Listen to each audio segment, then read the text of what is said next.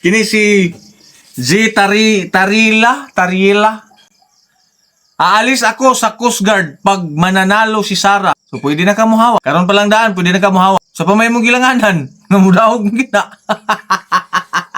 Besa ba kung sao ninyo diha? Kaya ang mga Duterte mudaog yun na. Turihan ta mo hanganong mudaog. Ang mga Duterte, ang ilang mga machinery sa ilahang campaign, wala na naguna-huna og budget nila. Wa na nangayo og budget sa ilang kagulong bulsa kundili mga tao ang nag-initiate.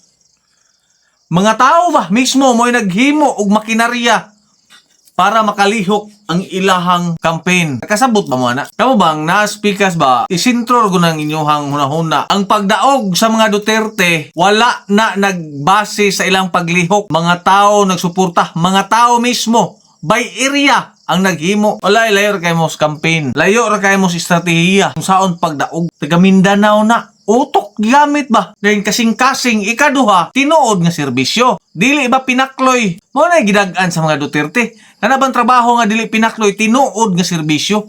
Mao gyud nay tinuod nga kadaugan nila. Saro sige gihapon mo glaban din nga. Paano lang tawa ang hidakon sa number of vote sa mga Duterte pagdaog na unsa. Kung ako pa ninyo, maghunahuna na mo nga. Maurag gihapon na hitabo. Samot na nagisige nyo gukod si Sara. Maurag gihapon na nahitabo. Dili na gina mahitabo nga mausab pang kahimtang. So pag-usaon yung nag-impeach daw. Ibutang ta. Ma-impeach yun si Inday Sara. Napamayduha. Si Pulong o si Basti. Matabang nyo na.